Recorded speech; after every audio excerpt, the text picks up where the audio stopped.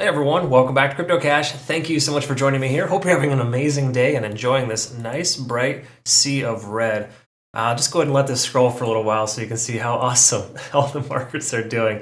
Not trying to make light, but of course you have to in this environment because cryptocurrency is crazy and sometimes nonsensical. There is some Fed rate meetings here today, so keep that in mind.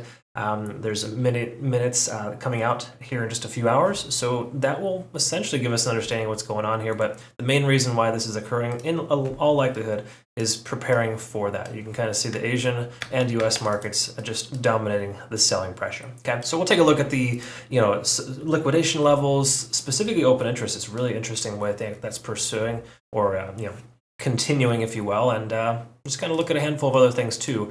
Make sure we're on the right track. So if you're new to the channel, not a financial advisor, love to teach people to trade. I hope you can learn something here today. If you do learn something, comment below, let me know, of course, love to hear it. If you want to become a better trader, cryptocash.tech is a site. Also be sure to register for our BINGX giveaway here. Got 100 new users that can benefit from just a free $100 trading bonus, no minimum trading volume or deposit required. And the main reason why we're using this is to replace Bybit, essentially for Canadian, US, European, Oceania, and UK members.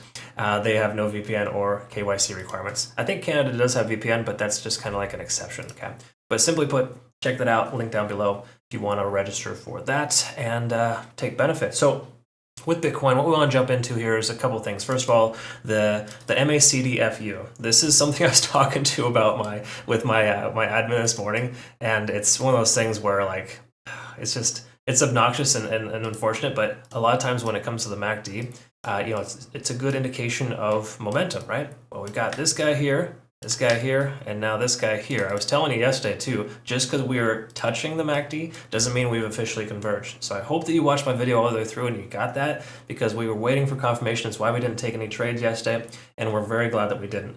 Of course, obviously in hindsight, we could have shorted, but how are you supposed to anticipate that kind of large sell-off overnight? Right? So again, that being said, that's kind of where we're at here, right? So simply put, MACD-FU, that's what I like to call it, and that's essentially where we're at right now. We've got an ugly, ugly divergence here once again. So just be prepared and ready for, anything to happen at this point. We'll take a look at some other things as well on the back end. I think that are very important, but key takeaway here is that our RSI, we got rejected at 50 there. We have this significant resistance at 27,300 that held very strong yesterday. That's why I said we need a candlestick closure above that in order to feel comfortable or confident in taking a long position. We didn't get that, therefore no trades were taken. So again, that's why waiting for confirmation is important, trying to be patient. I mean, you can argue that all you want, but patient traders are more successful. While they may take less trades, they'll have more frequent trades that are successful, okay? Now, granted, we did have a stop loss out yesterday for Litecoin, I think it was, but I'm glad we had that in place, right? Because it's now 2 or 3 times larger of a loss, potentially, had we held on to that. So again, you got to just learn to take your losses and continue to benefit and find those extra awesome little opportunities. So let's see if we can find any of those. For example, let's go ahead and take a look at High Block Capital. Let's see what this tells us here. First of all, we've got a lot of liquidation data here. Obviously, we're seeing a lot more liquidations today than previous with the 2 major sell-offs there. It was, $1 billion from Tokyo and another $1 billion from our U.S. markets this morning that just all came in like a 10-minute time frame or less. So there's a pretty significant sell-off. Somebody with money is making some money, right?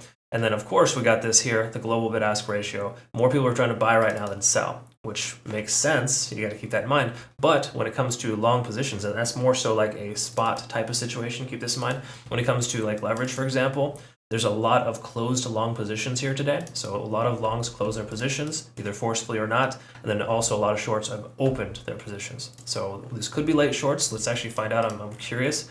They're probably the shorts probably got in a little bit earlier. Let's take a quick look at shorts. We got some early shorts here that got in at about the 27,000 mark. Then we got some late shorts here in profit at about 26.3 or 26.4. I'm willing to speculate we got some late longs that are underwater, which they are. So you can see here right there at 26,330. So for lack of better terms, longs are not feeling very good right now. It's not a good place to be in a long position. Now keep in mind, this could very well turn itself around. As soon as the minutes come out, things could get crazy and cool, right? You never truly know. But that's why it's best in most cases, anything relating to FOMC, you kind of just stay out of it. Just leading into it, honestly, 24 hours ahead, that's just a quick little heads up. to make sure you avoid that altogether, right? So easier said than done now, but just generally speaking, it's an easy thing to recognize. I talked about this yesterday too, how the 20-day SMA was providing a resistance level. It's very concurrent in a lot of ways with a descending trend. So right now we can just assume that 20-day SMA is the descending trend right now, and until we can break at least above that, we're going to still probably likely to expect further downside. Okay, we'll redraw out some Fibonacci retracement levels once we get a little bit more data once the day closes, but for now we can see that we've got that potential support at 25,700 if the price continues lower. Also, of course, 25,300 is a significant support level / range at 25,000 to keep in mind, because that was a pretty significant resistance level in the past, and it took months to get past that level. And we should expect that to provide some resistance to the downside. So in other words, that should be a support. The price comes back down. All right. So just keep in mind, we're not in dire straits by any stretch, but I do have some open positions or some limit orders available for my spot at the 25.3 and the 25.7 mark. Okay. So just keep in mind, there's some good opportunities there. So let's take a quick look at a few other things really quick before we dive in. Let's just quickly acknowledge that there are no CME gaps here that we need to worry about. Obviously, there's one that needs to be filled at the 29,000 range. We're a long ways from that. We got a half fill here at the 27.7 mark. So while we tried to retest that level, we got rejected right there at about 27.5. So that is kind of where we're at. We can see Bitcoin dominance is coming down, which is always an interesting thing, right? Because Bitcoin dominance coming down and the price coming down on Bitcoin, it's like, well, what the heck? Where's the money going? It's not going into altcoins. Well, it's probably just going into Tether and waiting to rebuy in potentially after the minutes come out today, or just in general, we're waiting for that to occur some other time, right? So simply put, profits have been taken out of the market and they are waiting to be put back into the market, at least when it comes to the whales, because as you can see here, whales are still very active here today. Okay? So a lot of interesting stuff there. So I just wanted to touch on that. I also have this little chart here too. I want to kind of show you. It's just kind of my own little thing here, kind of giving us perspective on what's going on. We're going to be bullish when we get back up over 30,000, right? We were fairly neutral at the 28.5 to 30,500 range. We're now in bearish territory. Safe to say that we can expect the price to continue lower at this point. And then obviously we're going to be in yikes territory if we get underneath 25,000. So that's just kind of more so something I like to share with you. This is my little humor to self, if you will, because if we go into that yikes category area, we're going to have to figure it out, and we'll figure it out together. But we're not there yet. I think 25K will hold if we retest that level. It's a big if that we don't necessarily know we're going to hit that level yet. But now that we've broken down below this support at 26,700, we can assume that'll be a resistance level now. Okay, that's what we can assume here for moving forward. And I know what you're saying too. Assuming makes an ass out of you and me, right? Well, I mean, you could presume instead, but it's all the same, right? The price is going to continue lower until it doesn't. We're in a descending trend. We got to expect it to do so. It hasn't given us any indication it wants to move upwards, specifically that MACD-FU on the daily, where we see 3 rejections to the downside, where it should have converged multiple times. All right, so that's just, again, the selling pressure is strong. We can also see that reflected here as well on the 4-hour. Very, very strong divergence. It hasn't slowed down at all. We do have a slight little glimmer of hope here with the RSI being closer to 30. In its history, when Bitcoin comes close to 30 on the RSI, it will have a chance to try to, at the very least, dead cat rally, or potentially, increase and go sideways. Okay. So this descending trend, I think our better case scenario for the price when it comes back up is to effectively retest 26,700. That would make sense for an initial rejection spot. We break through that. I wouldn't consider taking a long position. It'll probably be another dead cat rally where the price action comes up and everyone thinks it's all good and then it comes right back down. Okay, so try not to buy the dip unless you're dollar cost averaging or essentially a spot type of trades. When you're doing like swing trades, etc., we want to wait for confirmation. We don't have that yet.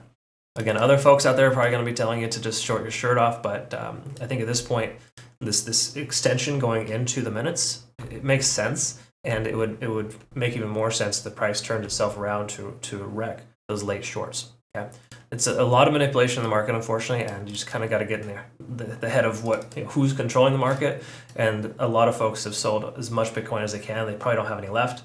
Their USDT has burned a hole in their pocket, and they're going to buy and push the price up to squeeze out some of those shorts and then get in at a better price to short again. So it's a vicious cycle, but it's absolutely a thing. All right, so let's take a look here at TD Sequential.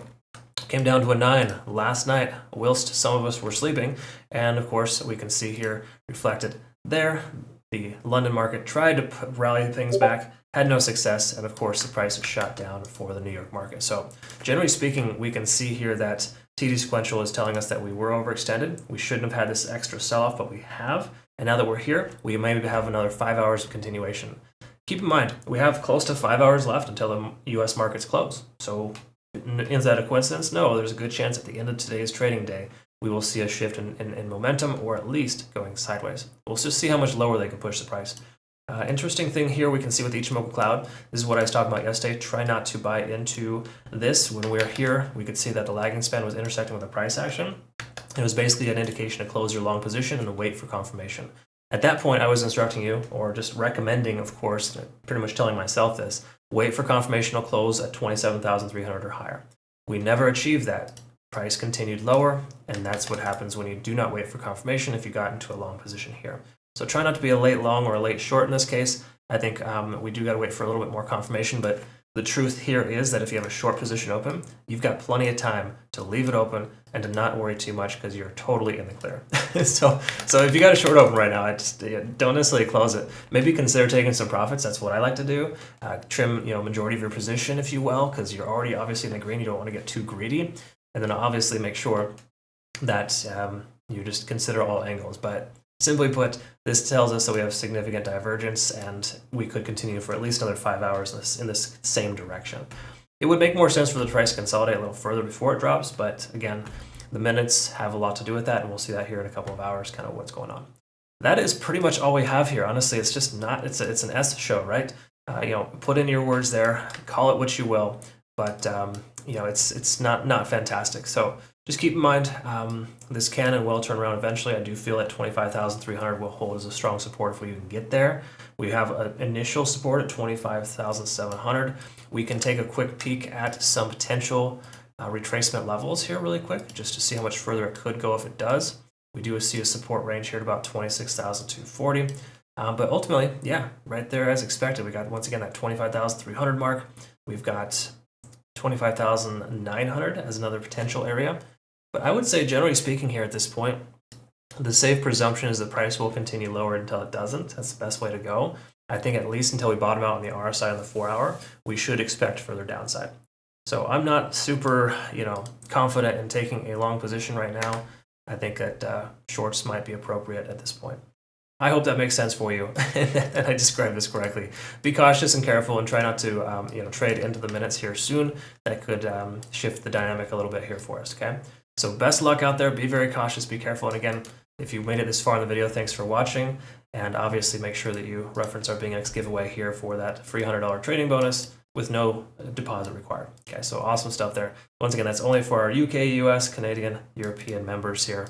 Or residents, whatever, and effectively make sure you use that because they're an awesome exchange. That's our transition from Bybit to an exchange that can actually support our restricted countries, if you will. All right, thanks again for joining me. Have a good rest of your day. We'll see you soon.